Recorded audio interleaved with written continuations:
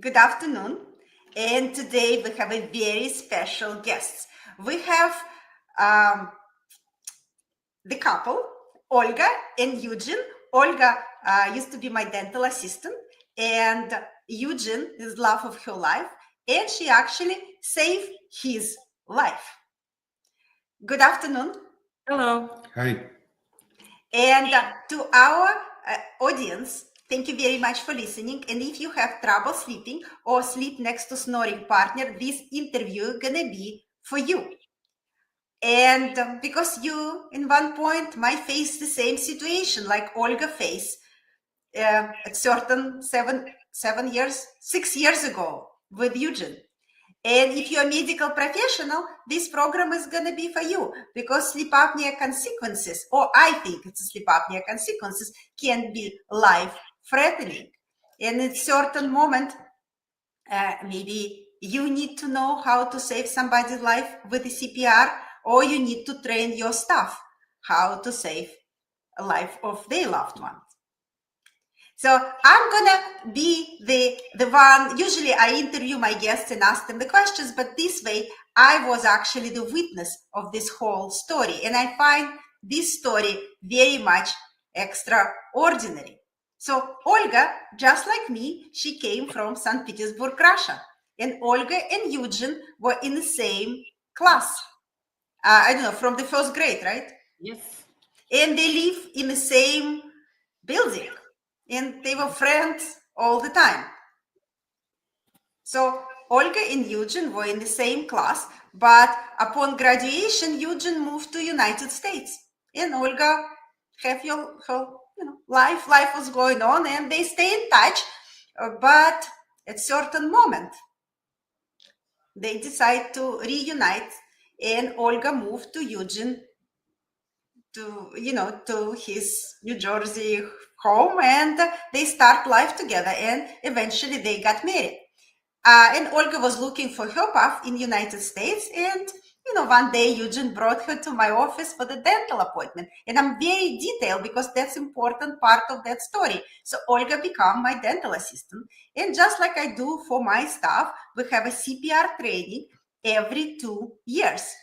And at this particular time, we train, whole office and Olga for CPR. And how funny life can be, in 2 days, Olga woke up in the morning from this very loud sound. Chance to perform. From the very loud sound. And she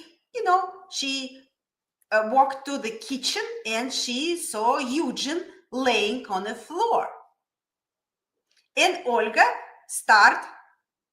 she called 911, just like on CPR training they taught us, and she started doing the CPR on Eugene with the 911 help. So Olga, what do you remember from that moment?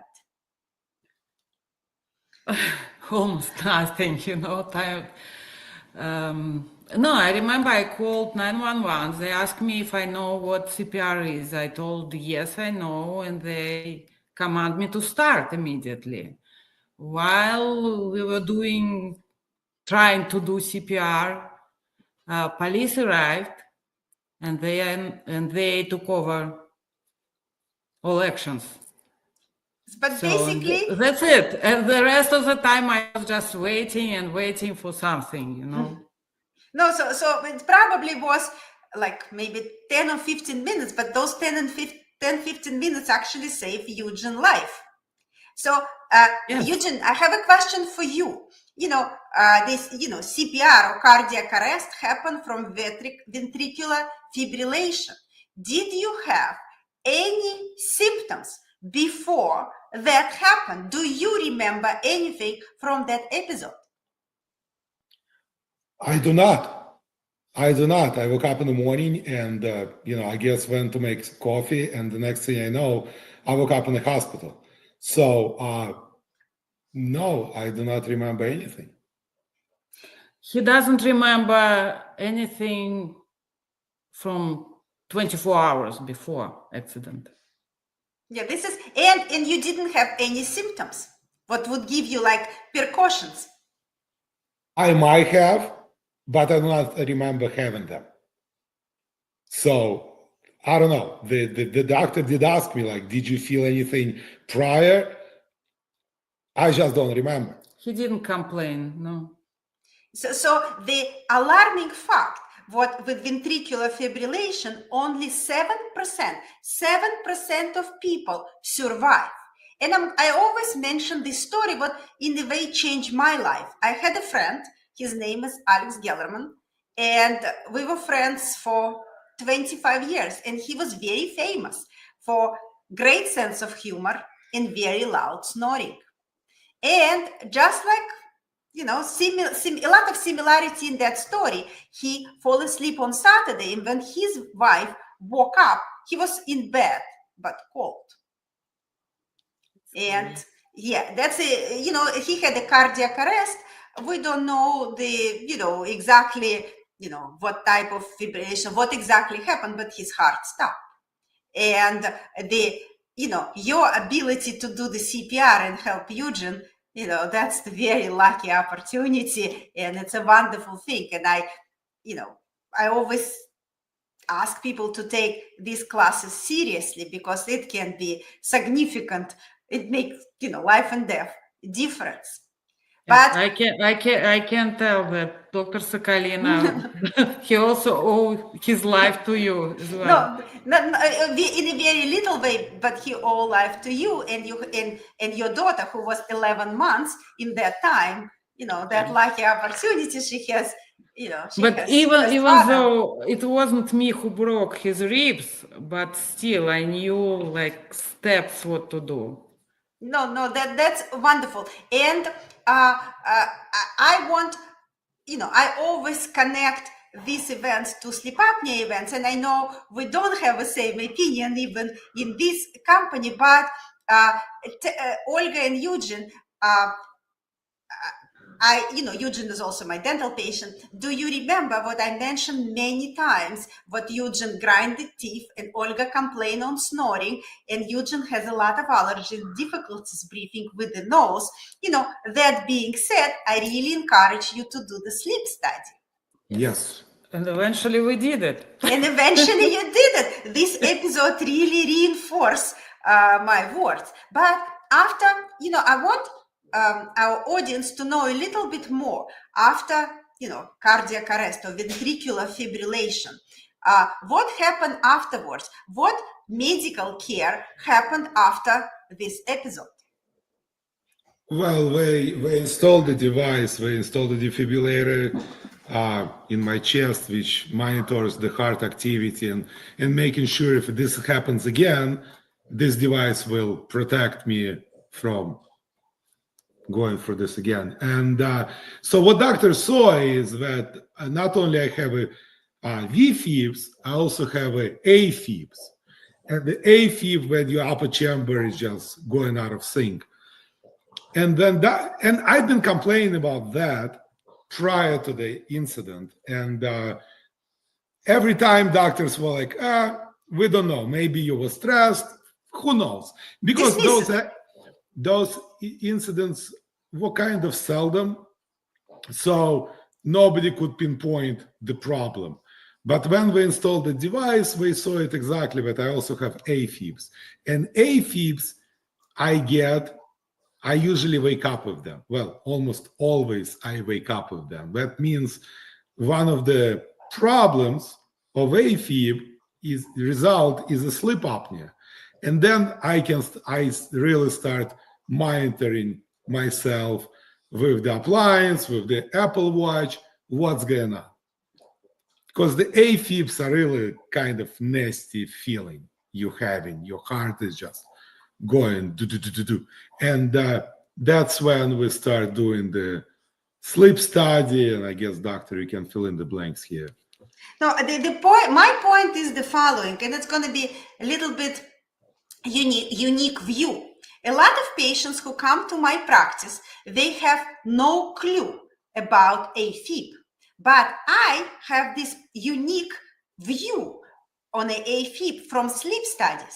I look at the sleep studies and I see, you know, the norm the heart should not beat at night higher than 90.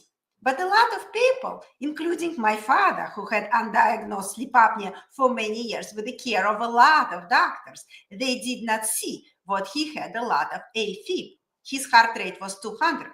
But a lot of people who come to my practice, they have it in the area of 116, 100.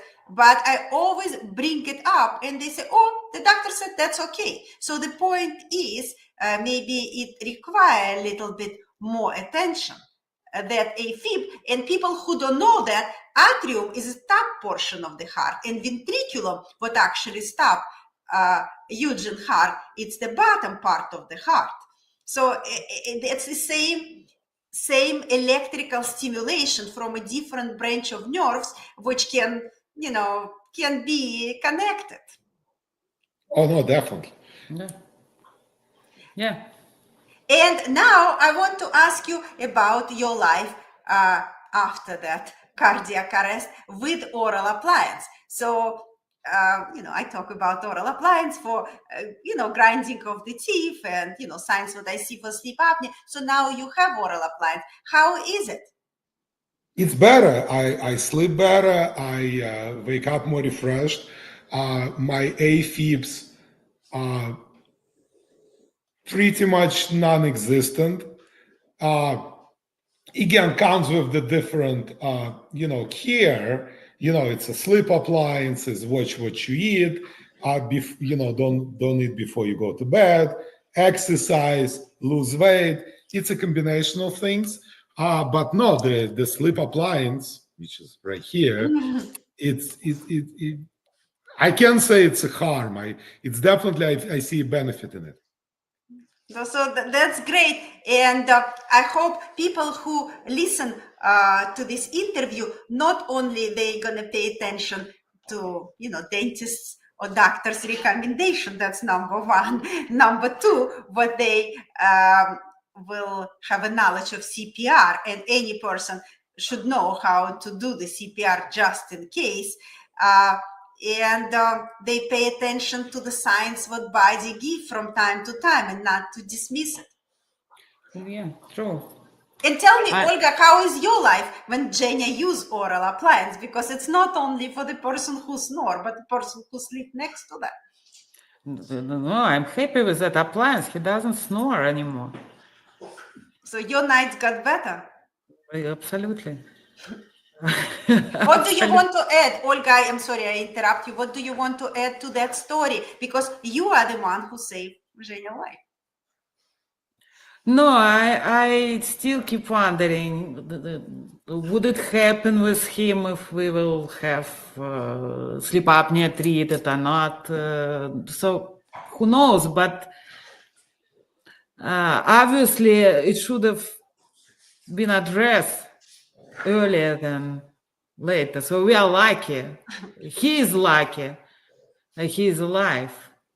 No, like we're all lucky. We have you, and him and Zoya in a happy state. So yeah. Thank you very much for the interview, and I really love your story. I think it's gonna give a lot of inspiration to other people. Thank you, Thank you, doctor.